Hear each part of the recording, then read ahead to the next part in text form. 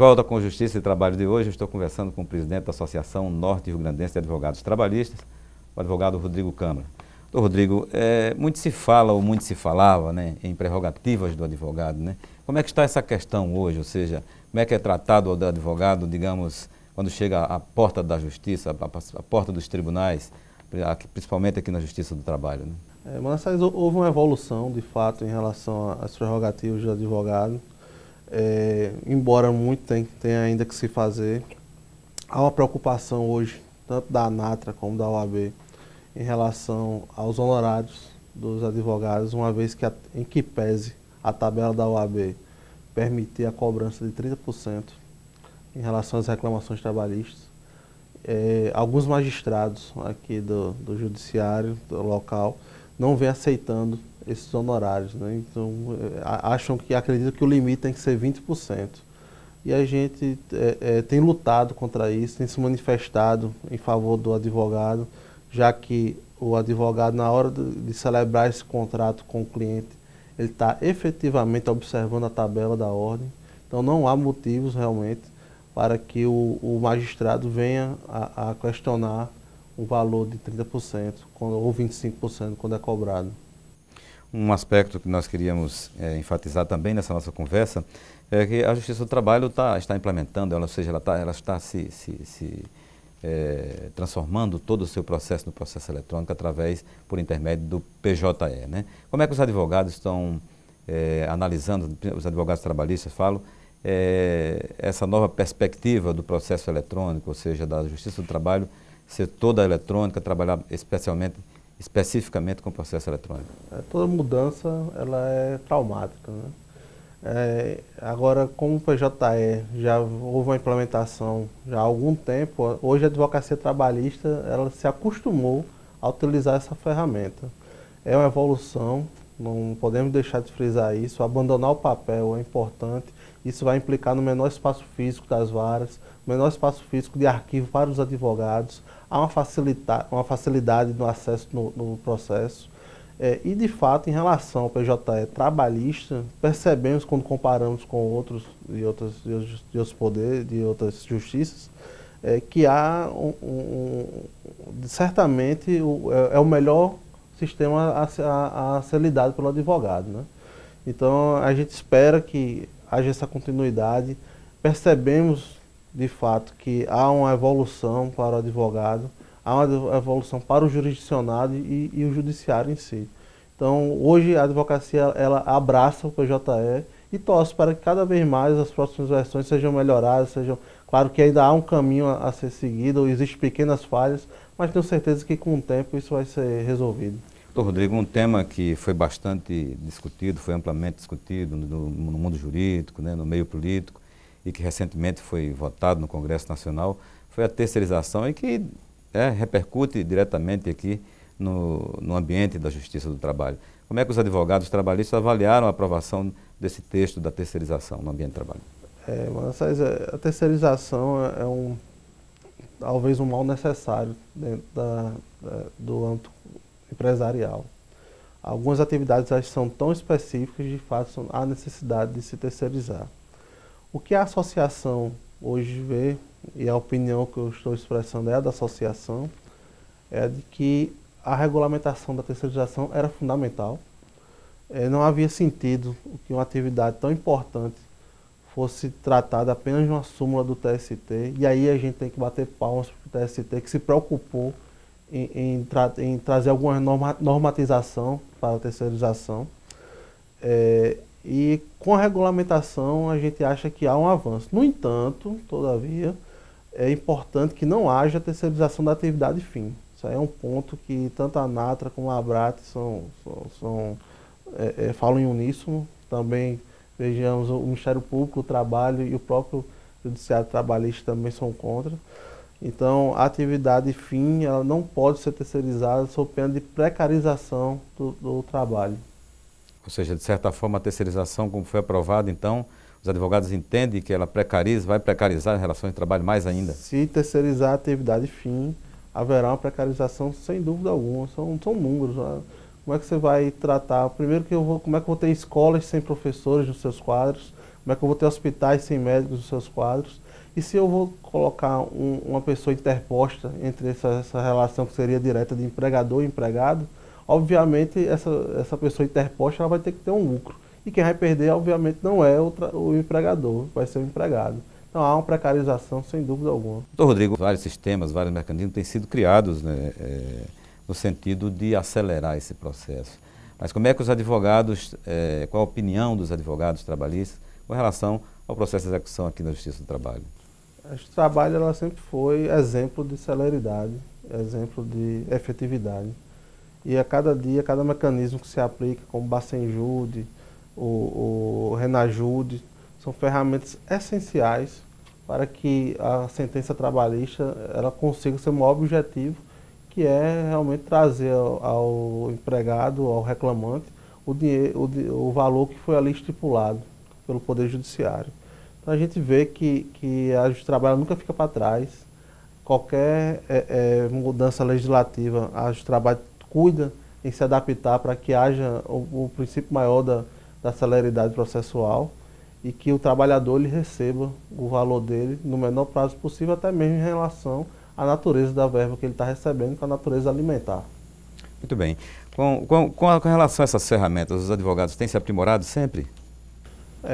Na verdade, quando a gente fala das ferramentas, é uma utilização do judiciário, mas que muitas vezes provocadas pelos advogados, né? Então, quando o colega ele não conhece que aquela determinada ferramenta ela pode ser utilizada, ele pode deixar de estar cumprindo com o seu dever em relação ao seu cliente. E a gente sabe que hoje, dentro da Justiça do Trabalho, a grande parte da advocacia ela conhece e aplica e requer a aplicação dessas ferramentas.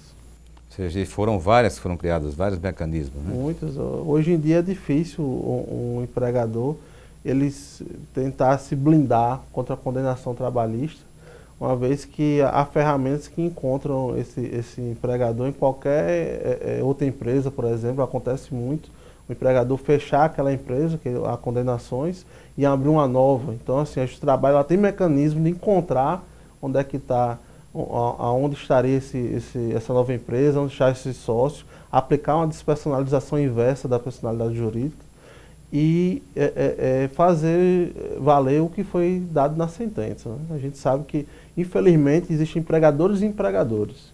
E os que agem de forma incorreta estão sendo buscados pela Justiça do Trabalho com muita eficiência.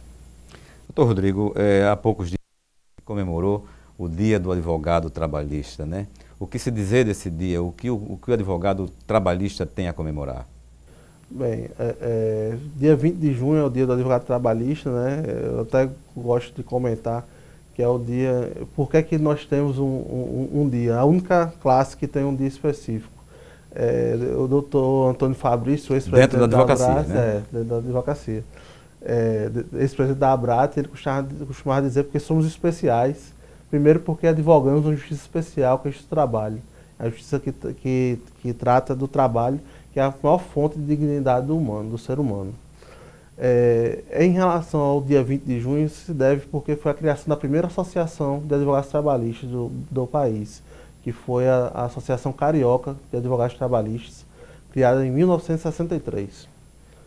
Esse dia desde 2003, e hoje o que eu posso dizer que... 2013, perdão. O que a gente pode dizer que tem a comemorar, de fato, é o crescimento da classe, é o crescimento da união, sem dúvida, é a classe mais unida dentro da advocacia. E juntos estamos batalhando por a valorização da nossa classe. Doutor Rodrigo, nós estamos chegando ao final do nosso programa. Nós desde já agradecemos a sua gentileza em atender aqui o nosso convite e o deixamos à vontade com os nossos telespectadores para suas considerações. Eu que agradeço, na verdade, o convite, Manassés. Fui muito feliz em poder expor sobre a advocacia trabalhista, as nossas lutas, nossas bandeiras. E queria convidar os colegas de advocacia para que se filiem à ANATRA e que participem também do nosso ENATRA, nosso 5º ENATRA, que ocorrerá no mês de setembro. Ok, mais uma vez, obrigado pela sua presença. Bem, nós conversamos hoje com o advogado trabalhista Rodrigo Câmara, presidente da Associação Norte Rio Grandense de Advogados Trabalhistas. Contatos com a nossa produção podem ser obtidos pelo telefone 84 40 06 30 81 ou pelo e-mail ccs@trt21.jus.br. Agora você fica com o Profissão Artista. Obrigado pela sua companhia e até o nosso próximo encontro. Até lá. Olá, gente, me chamo Sérgio Groove. Aos 13 anos eu tive o primeiro contato musical através do meu irmão Ailton, que me apresentou o violão, e a partir daí ele queria compartilhar comigo esse conhecimento, e dentre vários amigos, tanto meu irmão Ailton como um grande baixista chamado Deca, aí ele me levou na casa desse Deca, que foi o primeiro contato musical realmente que eu senti que a música tinha realmente um poder de conquista. Foi quando eu vi esse meu amigo tocando o contrabaixo com 13 anos. Lá no meu bairro, no Igapó, onde já moro já há mais de 30 anos, eu toquei muitos barzinhos, fiz muito barzinho com meu irmão.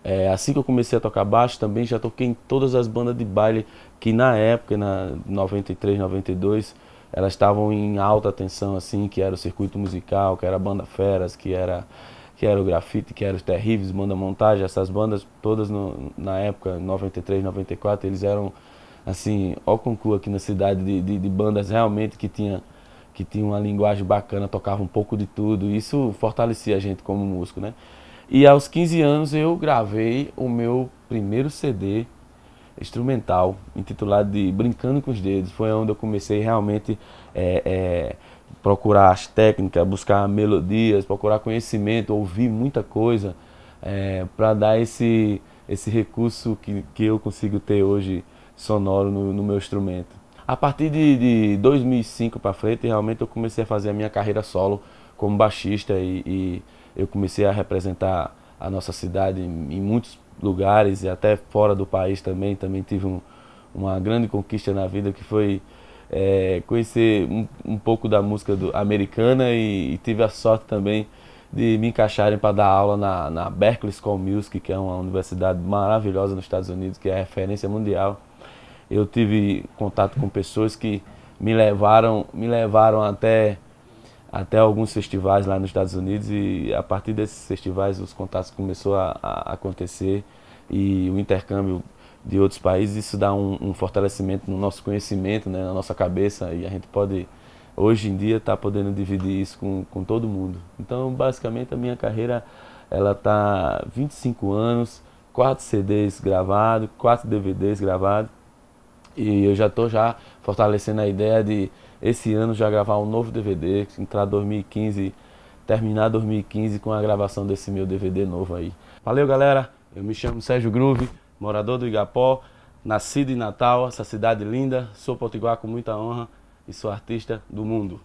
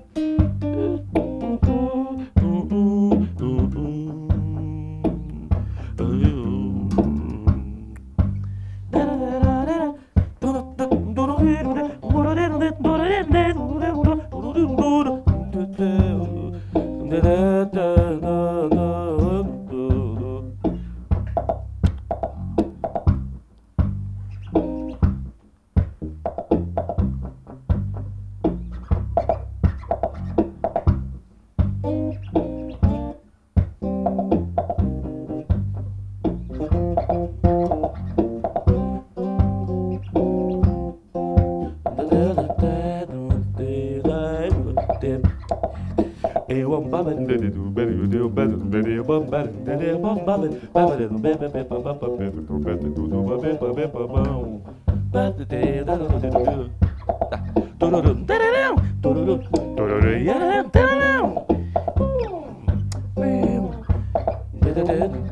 So come money but you say that God but dead